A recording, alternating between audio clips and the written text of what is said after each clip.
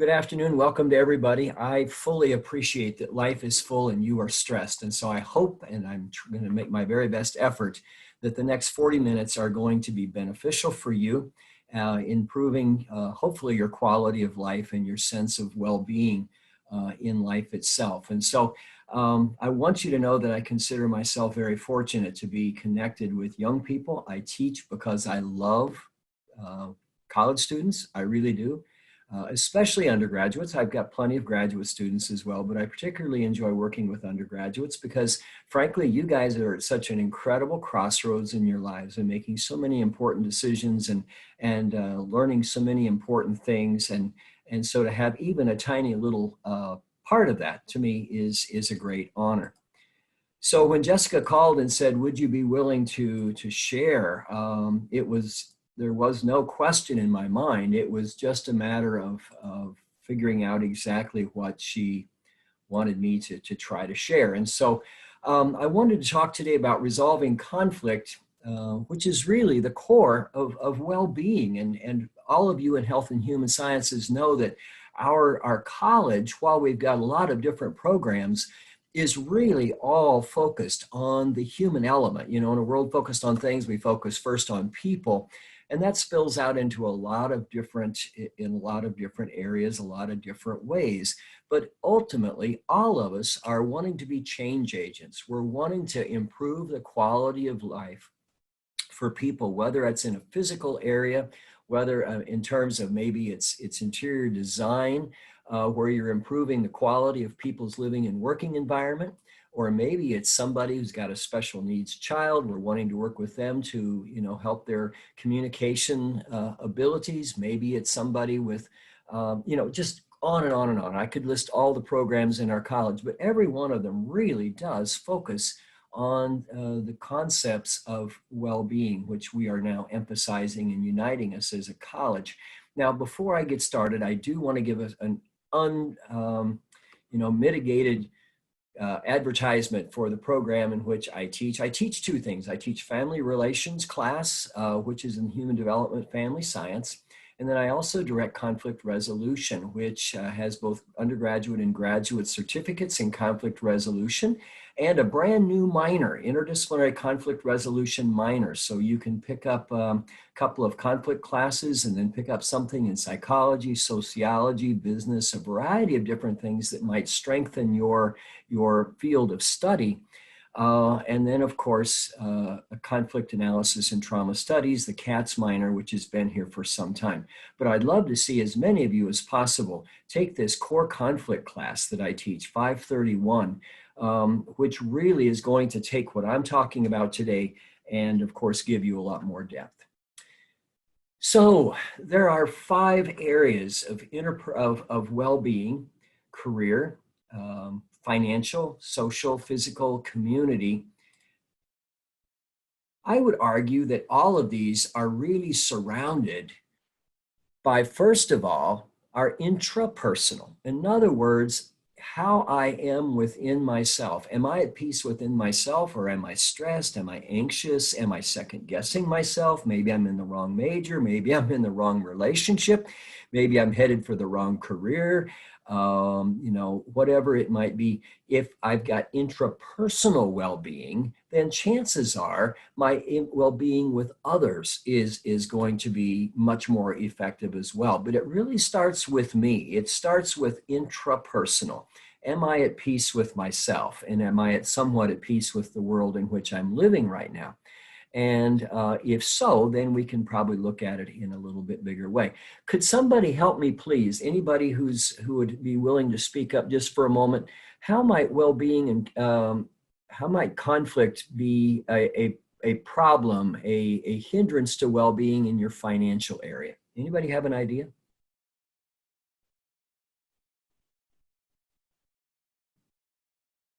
I'm catching you cold. Anybody willing to try? I think money overall is just something that we were taught from a very young age to not speak about.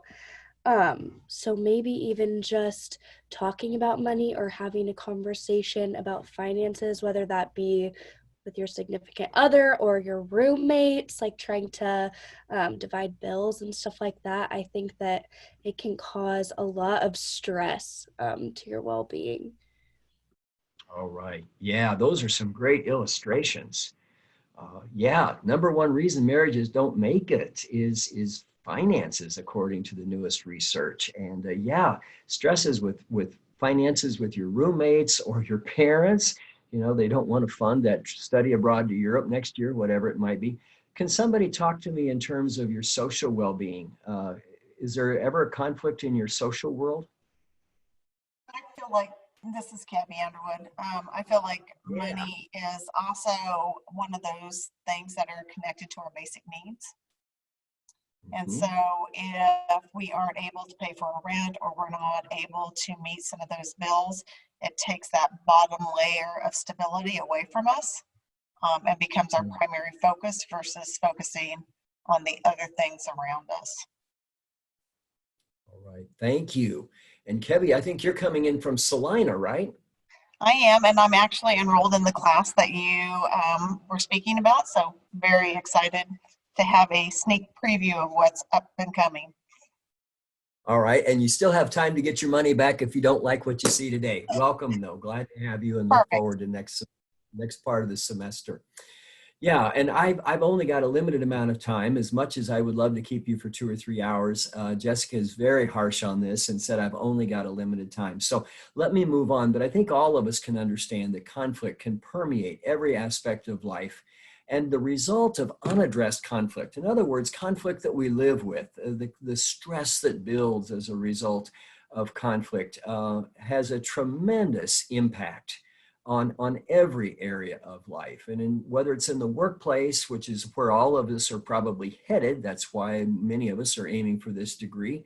But we can see that the spillover is profound. It overlaps into other areas. And so stress at work affects my home life affects my work life. All of that's probably going to impact how I relate with finances, my neighbors, my kids, my spouse, my coworkers, etc. And Jessica's going to be recording this, but you know, there's all kind of health consequences of long-term stress, which is a significant part of unresolved conflict. Now, again, it may be intrapersonal within me, or more likely it's going to be spilling over into other parts of my world, but then that comes back to stress me out. So whether it's anxiety and depression or pain, asthma attacks, panic attacks, stress, chronic fatigue, heartburn, gastrointestinal pain, and yes, even reduced sexual desire. All these and many more can be linked to unresolved conflict. So, how do we understand conflict? Well, to be honest, conflict really starts with how we perceive things. And here you can see that one person sees this figure on the ground and he says, oh, that's a 6. This person sees exactly the same figure on the ground and says, that's a 9. Somebody help me. What's the problem here? They're looking at it from different perspectives. Yes, ma'am. Is either of them wrong? No. No, thank you. That took some guts, I know. No, neither of them is wrong. And as a matter of fact, last spring semester, I was up at the vet med working with some of the students there. And I showed this, and one of the students at the back spoke up and she said, I see a lowercase g. So now we've got 3 possible interpretations, a 6, a 9, and a g. Neither is wrong. Each of them is right in their own perception, but you see, when we've got differing perceptions, that can quickly lead to conflict, okay? And so I want you to understand that conflict is a normal part of the human experience. Many times we lead ourselves down this path, or we've been taught by society that if the relationship is good, if the working relationship is good, if the marriage is good, we're not going to have conflict. And actually, the opposite is true. It's people who can work through conflict successfully who are going to be the happiest. those who avoid it, those who hope it's not going to happen, those who just kind of duck and pretend it's not there, are the ones who are going to long-term have the most stress. Those who acknowledge that conflict is a normal part of the human experience, there's somebody who's going to see it as a 6 and somebody who's going to see it as a 9, and we're going to have to figure out a little bit of what we are seeing here and figure out how do we move forward with two different perceptions. So perception is reality, and it's real in its consequences. It doesn't mean either party necessarily has to be wrong. And that's something we stress in conflict resolution over and over again, is please understand that we're in this together. We're looking for win-win. It's great when K-State can pull out an upset victory over the number 3 Oklahoma Sooners, and everybody is still really, really celebrating. We're happy about that because there was a winner, us, and a loser, them, 2 years in a row, get it? And we're happy about that because win-lose. But you know something, when it comes to relationships, when it comes to my colleagues, when it comes to my professors, I don't want to go for win-lose. I want to go for win-win. What's it take for both of us to feel like we're working on this in a collaborative way to resolve what the conflict is so that everybody can move forward and everybody can feel positive? And so I'm not a Pollyanna. I don't believe that there's necessarily always an easy way, but there is always a way forward if parties are willing to deal with it. So when you perceive another person or persons are going to cause trouble for you, we say that is a definition of conflict. Do you see any potential conflict in this picture, anybody? Yeah, I've seen this image a lot on like social media, and they always like say like different funny things like memes. But yeah, obviously there's a conflict. It looks like that's the boyfriend, and he's looking at another girl, and she is not very happy. No, because she perceives that he's looking at the girl when of course he's actually looking at the chihuahua that she's walking, right? Or whatever. Thank you. I appreciate that, Marley. Yeah. I like the definition, we have a problem that we need to solve. This definition was actually provided to me by a 6th grade girl in Junction City, Kansas last August, not this one, a year ago. And I have loved it, and it's my go-to definition ever since. We have a problem that we need to solve because we're in this together. Conflict can be positive or negative. It is going to happen. It's just how do we choose to deal with it in a healthy way or an unhealthy way. And for the next 3 hours and 47 minutes, we're going to be talking about that, okay? 2 types of conflict. One is in your face, okay?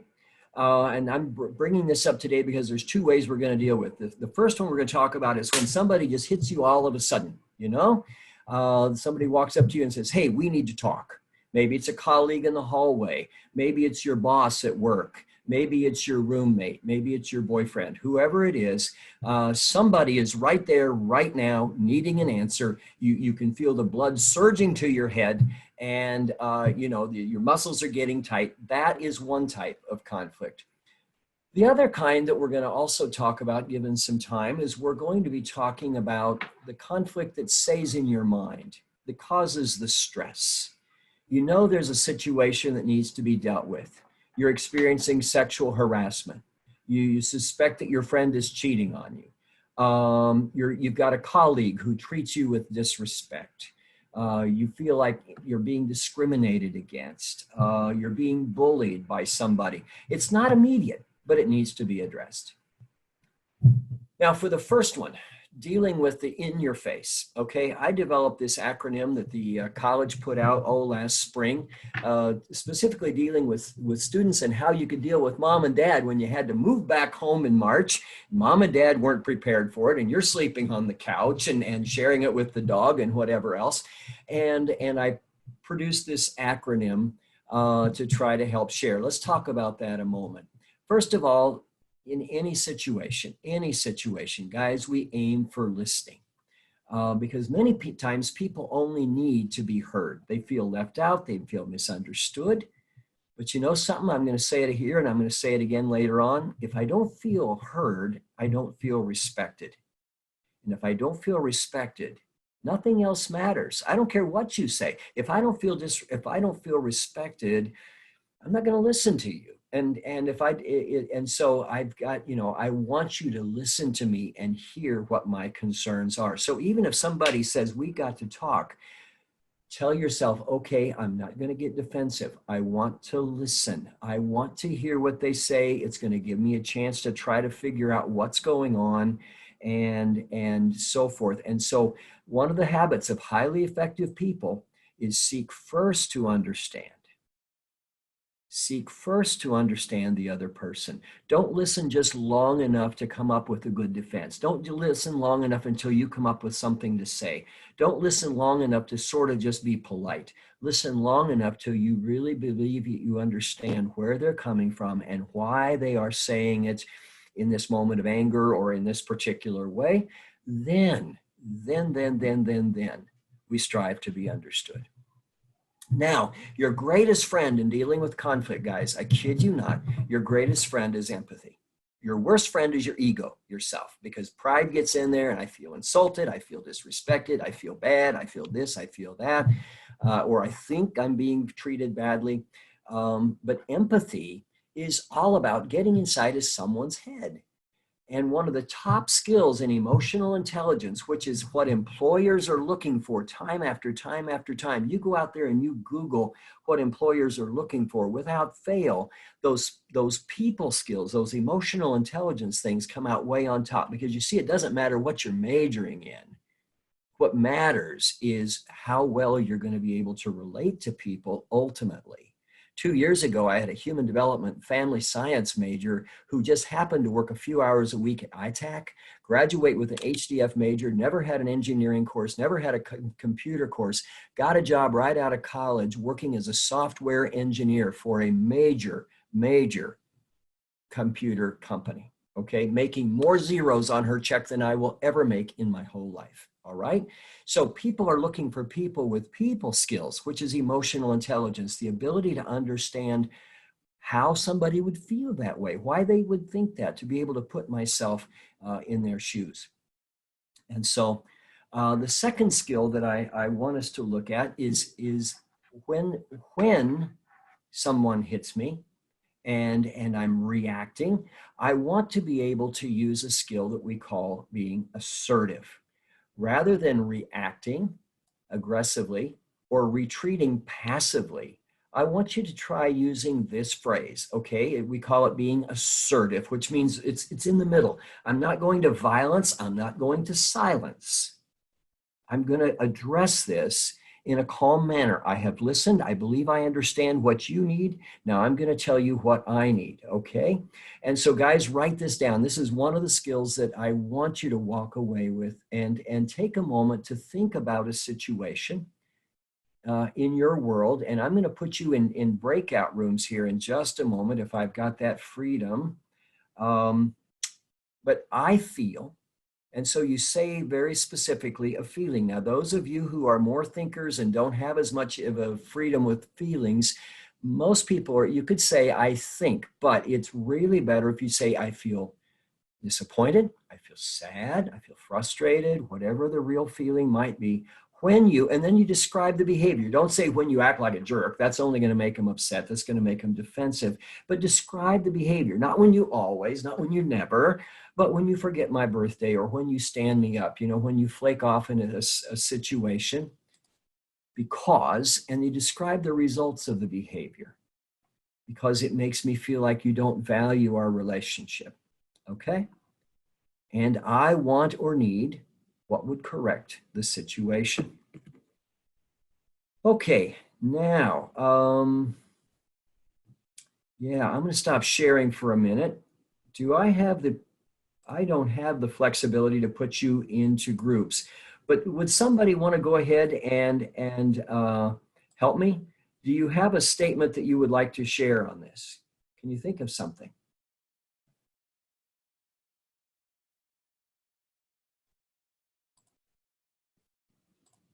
What would you say in this situation? I feel amused when you check out other girls' jeans because I think I'm wearing fancy jeans and I need you to pay attention to mine. You get the idea.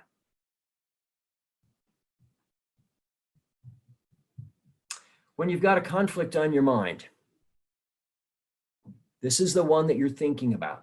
We talked about the one where you address it right up front. You listen, you empathize, and you use an assertive statement. I feel disappointed when you, whatever it is. Okay, now this one is the one where you're stressed out. You're worried. You're not sure how to deal with it. And so we're going to talk about a very specific pattern that you can use to help yourself with this situation. But there's some things I want you to keep in mind first. One of them is don't avoid the person or the issue. Okay, oftentimes, most of us in this group avoid conflict. That's why you're here, because you're hoping I'm going to give you a clue that's just going to help you to skate through life without conflict. I know, because I'm an avoider myself. It's taken 20 years of me being a mediator for the state of Kansas and teaching this stuff, and I still, in my own personal relationships, would prefer to avoid, okay?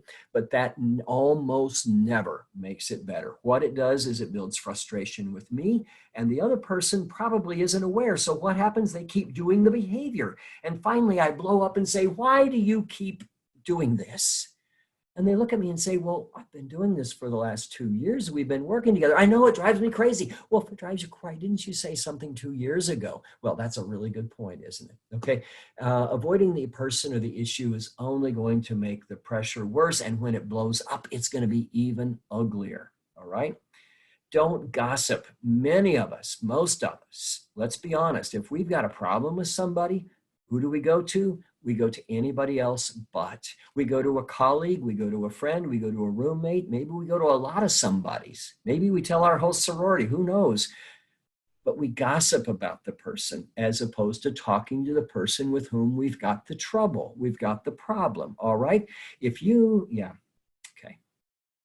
Don't triangulate. Now, guys, this is a big fancy word that really means don't bring in a third person that doesn't belong there. Let me give you a really good illustration. It happened a year ago.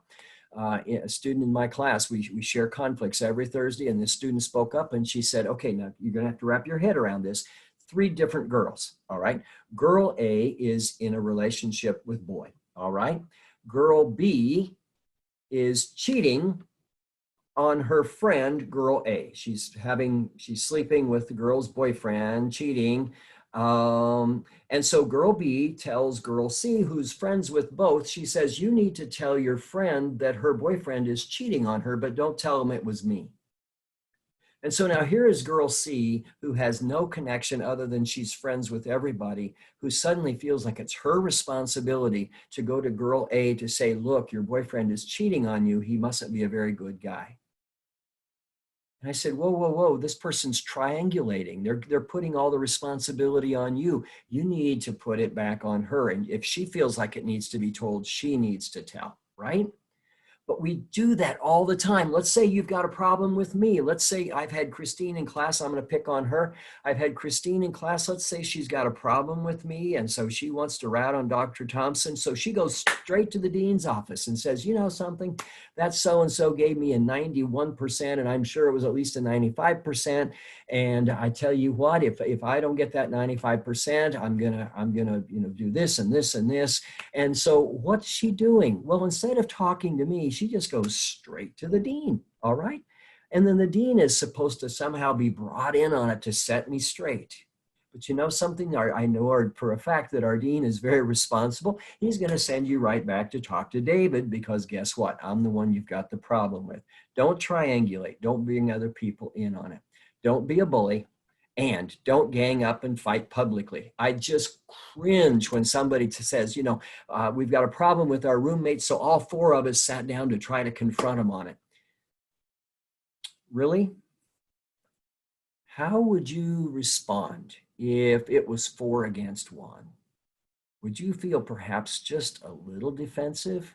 Would you be able to listen? No. It doesn't matter if you bring 1,000 to 1. The person's not going to say, oh, I'm sorry, I just didn't see the error of my ways, and that kind of thing. And so don't gang up. Be sure you address it. One of the critical things we must do when we're addressing conflict is to get curious, not furious. The reason is because we have what happens to us is when we get upset, when we feel defensive, when we're angry, the nice big area of our brain devoted to higher levels of thinking and speech and rational thought goes away when we become angry. Okay?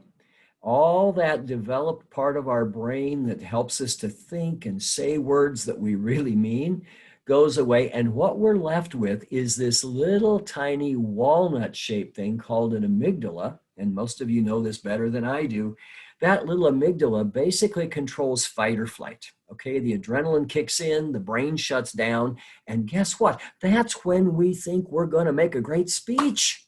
All right, our muscles are ready. We can punch holes in walls. Our legs are ready. We can run really fast, or we can kick, or we can fight. And you know something? Neither of those are going to do you any good for a faculty member or a colleague or a sorority sister or whatever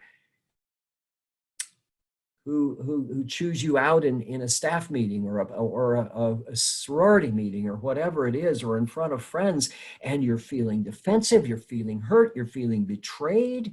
And so all the adrenaline kicks in, your muscles are big, and you make the worst speech you'll ever regret. You know, you're going to give them a piece of your mind, all right, but you see something, the thinking part of your brain has shut down. And so what you're giving them, frankly, isn't going to make much sense. And later on, you're really going to regret it. Your thinking capacity is shrunk to this. So do yourself a favor. Think. Get curious, not furious, okay? Analyze this thing. Figure out what's going on here. Because as long as you can think, as long as you're thinking and analyzing, you're not going to go back to that amygdala, that reptilian brain, all right? As long as you're thinking and analyzing, you're going to be using the higher processes of your brain to figure things out. And that's what we need to do as we're trying to figure out these long-term conflicts that affect most of us, okay? So you want to start with your own path to action. And now for this material, I'm using a textbook that we use in the class called Crucial Conversations. I tell you what, even if you don't take the class, you need to read that book. Everybody needs to read Crucial Conversations because it will give you some great stories, some great skills, some great tips on how to address those times when you just don't know exactly how to talk about it. And they share this amazing path to action that I just love, guys. It starts out with figuring out, okay, I feel like I need to, to yell at this person. Why? Well, because I feel betrayed. I heard them talking about me behind my back, and my perception is that, they're saying bad things about me. But, the fact is, all I did was I heard something being said, and then a group laughed. Okay? I heard my name, and then they laughed. I perceived it as being bad. And so I felt even worse. And so I decided I've got to do this really nasty action. But maybe if I work backwards and figure out, the fact is what I really perceived or what I really heard was them using my name. Well, there's any number of possible ways of interpreting that, isn't there? Maybe they were planning my birthday party. Maybe I had said something actually funny. I don't think so. My students never laugh. None of you are yet so far. But maybe I said something funny. And so when they said my name and they repeated the joke that I couldn't quite hear, and then they all laughed, who knows? But the fact is, I have allowed myself to get angry and frustrated and whatever else over something that may or may not have been of consequence. So I've got to go backwards and figure out what led me here. Okay, and so as I'm analyzing the conflict, of course, then I need to understand, why is the other person acting in this way? How do they perceive the situation? Maybe there's personality differences. If you get a chance to study Myers-Briggs temperament analysis, you're going to find that those temperaments can generate all kinds of conflict with each other. And then I want you to understand that one of the very theories that is going to be critical for your life is understanding that people do what works for them. If somebody is doing something negative to you, maybe they're antagonizing you, maybe they're gossiping about you, Maybe they're refusing to do their share of the cleaning around the house. Maybe that's why they use your milk, whatever. There's a reason why that is. It works for them. They're getting the results that they want. And so you've got to ask yourself, what results happen from that? Well, I get angry and I get frustrated. All right, fine. Did you ever think that maybe they're doing this to get your attention?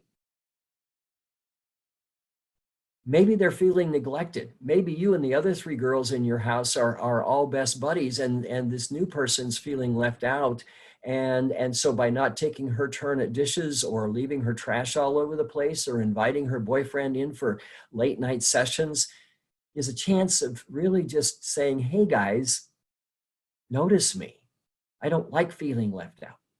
So you figure out, all right, maybe she's doing this because she's feeling left out. All right, what can I do to change this? Well, maybe let's invite her to go out with us next time. All right, who knows what's going to happen? The same when you're working with clients someday. All of you are going to be working with clients of one kind or another. All right, and maybe they're giving you some really bad feedback, or maybe they're holding payment, or whatever it might be. You've got to figure out, what is this behavior all about? What is working for them?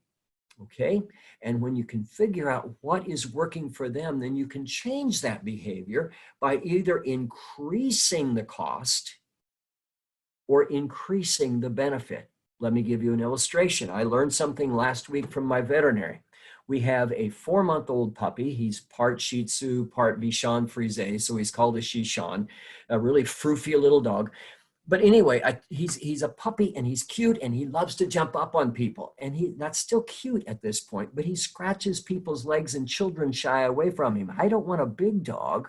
He's only going to be 12 pounds, but I don't want a big dog that jumps up and scratches people. So I asked the vet, how do I train him? He said, that's easy. He said, when he jumps up on you, he wants attention. He said, what you do is you turn around. And when he stops jumping up, then you turn around and you pet him when he's being nice.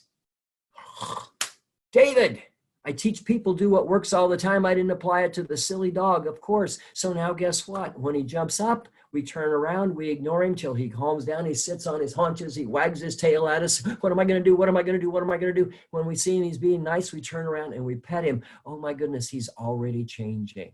Okay? Conflict is all about figuring out why people do what they do. What do they need in this situation? And then how can we meet that need in such a way that's going to be positive rather than negative, and collaborative rather than conflictual? Okay, and there's some other things here as well, but bottom line is, what do they need? And then what are our mutual needs? What can we both agree on? We both want a peaceful workplace. We both want a peaceful living environment. We both want a productive project, you know? Let's say 2 or 3 people. I don't even assign my students group projects because I know people fight so much. There's 2 who do, you know, part of the work, and there's 1 who does all the rest of the work, and nobody likes each other, and everybody's frustrated with each other because there's conflict. Why? Because there's not a sense of mutual interest. Mutual interest is only the grade, but how to collaborate is often missing. So what do you need or want out of the conflict? And Jessica, yes, I'm looking at my watch and I still see I've got 45 minutes, so we're good. What do you need or want out of this conflict? Well, sometimes, let's be honest, if we ask ourselves, sometimes we want damaging things. We want negative things, things that will damage well-being. Maybe we want to get even. Maybe we want to hurt and embarrass somebody else like they hurt and embarrassed us. Maybe we want to control or manipulate others so that we can have our own way, because you see, I know how it needs to be done and you're not doing it my way. Unfortunately, we see a lot of this in the world around us. We see it maybe in our home life, in the family we grew up. Certainly we see it in the political world. We see it in the entertainment industry, where there's lots of doing what comes naturally. You hit me, I hit you. You slap me, I slap you, kind of a thing. Okay, you gossip about me, I'm going to gossip about you. But what we want, what we're aiming at through all this, is a positive, well-being enhancing perspective. Okay, what do I want out of this? Well, I want to resolve the issue. That means I'm going to do a different approach than if I want to just get back at somebody. If I'm going to get back at somebody, I'll yell. I'll call them out in front of everybody. I'll make a scene. I'll make them feel bad. What do you call it when you bombard people on social media? You know, I want to resolve the issue. I want to move forward. I want to be a collaborative team. I want to be a successful team. I want to be a quality medical care provider. And then secondly, maybe I want to repair respect. In other words, maybe my identity, my ego, or the other person's has been wounded. And I want to repair that. I want the other person to feel respected. You know, maybe I said something I didn't mean to, and they felt discriminated against, or maybe they felt like they were being disrespected. I didn't mean that. Maybe I missed a meeting that I had really committed to being at, and it wasn't disrespect, but I've got to address this, okay? And then to restore or preserve the relationship, our goal is always to restore or make the relationship better than it was. So how would I want to be treated in this situation? So the conversation then, how do we have that crucial conversation? First of all, we strive to make it safe. We arrange for a safe private meeting where there's not going to be power. Let's say you're the boss, the other person is the employee. You don't call them into your office. That office reeks of your power. You go to their office, or you meet them for coffee, or you meet them outside on the lawn and you take a walk together, but you make it safe for both parties at a time when both of you are feeling refreshed and able to talk, because we all know that when we're tired, we tend to get more difficult and more defensive. If people don't feel safe, they go to defensiveness. They don't feel safe when they perceive that you don't respect them, because you lack mutual respect. And if you do, forget it. You're not going to get very far. People are going to get defensive. And when they get defensive, the amygdala kicks in, the rest of the brain goes down, and they're going to say things, they're going to do things to try to get back at you, or they're going to go passive aggressive and say yes, but mean no. And they're going to walk away with a bad attitude, and they're going to be even angrier with you, and you're going to wonder what on earth happened, or you're going to walk away thinking, well, I sure told them what I think. Well, guess what? It's probably not going to be very effective. Second thing is, if they don't feel safe, they're going to think that you don't care about their goals. Aha. They're going to think you're only concerned about your goals, right? You ever felt that way? Had a conversation with mom and dad where, frankly, they said they were doing it in your best interest, but it really felt like it was in theirs? Or a professor or a boss? That somehow you felt like there was mixed motives here, like they were saying something that was supposed to be for your good, but actually it wasn't. Guess what? Your antennas were way up. You're smarter than that. And you can figure out, yeah, right, you say it's for my benefit, but really it's for yours. Forget it. This conversation is not going to go very far. So we have to make it safe. We have to let them know that we've got respect for them, and that we've got a goal that both of us can work on. Both of us want them to be productive. Both of us want them to have a peaceful living arrangement, whatever it is. And then, again, we want to use empathy, which is your best friend in conflict. We want to create safety. And then we use a soft startup. Guys, I tell you what, John Gottman, who is a guru on what it takes to make marriages succeed, says that 94% of conflicts that start soft end soft. But if there's a hard startup, you hit them with that accusation, you point the finger at them and say, you, every time you, if you loved me more, if you were a harder worker, if you cared about this. If you start with that kind of an accusation or that kind of a hard startup, guess what? The vast majority of the time, you're going to get nowhere, because the other person immediately, the adrenaline kicks in, they shut down, and research shows it takes 20 minutes for your body to get back to where it was before that finger went in your face, okay? So, soft startup. This is what I've observed. But help me understand your perspective, your perception on this, okay? Tentatively share your story and watch for problems. You know, I'm not trying to accuse you. I'm just trying to do something. A year ago, a professor friend of mine in another program shared a story. He said he said it was a large lecture class, but he said I had one person who was constantly coming in late. And he said, I was pretty new teaching, and this guy came in every day late into the classroom, every day late to the classroom. And he said, finally, about the second or third week, he said, I just had it. And so he said, I called him after class and I said, you know, you obviously don't care about this class. You're late every day. If you don't want to be a part of this class, you don't have to be, and just read this guy the riot act. And the student apologized.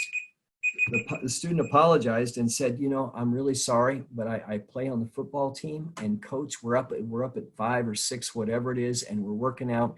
And he said, by the time they let me go and then I walk all the way across campus, I'm late for your class. I'm really sorry. Okay.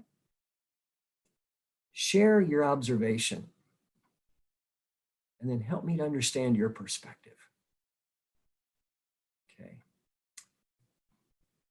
And then ask with a simple question, humble question. What happened? Or do I have this right? Am I missing something here? Never, ever, ever, ever, ever make an accusation or a threat, because guess what? You don't have all the evidence. This is a mutual exploration. We're looking to collaborate here. No one has all the facts, and your perception is only your perception. That doesn't mean it's reality for him or anybody else. So, seek first to understand, then to be understood. Invite them to brainstorm with you in generating win-win options. And remember that your partner is in conflict. Collaborate for a win-win, because if somebody wins, everybody loses. If you win a fight or an argument, yes, you may feel like you've won, but the other person is still going to resent you. They're still going to be upset. They're still going to think they're right. If you come up with a collaborative win, where both of us get our needs met, we're going to walk away from this with a relationship that's strengthened. You know something, again, going back to my family relations class, couples who have that first big fight and are able to work through it are much more likely to succeed than couples who get up to that first fight and bounce back. And then later on, they fight about it again and they bounce back. And they fight about it again. They're not going to go very far. Research shows that relationship won't go very far. Nobody wants to be a loser. And then you make a plan. What are we going to do in the future? How can we make this happen so that both of us in the future feel comfortable with what we're doing together? All right, that's in essence what that's what I wanted to share with you today. There is so much more that I could share, and the reality is that I really truly value the opportunity to be with you.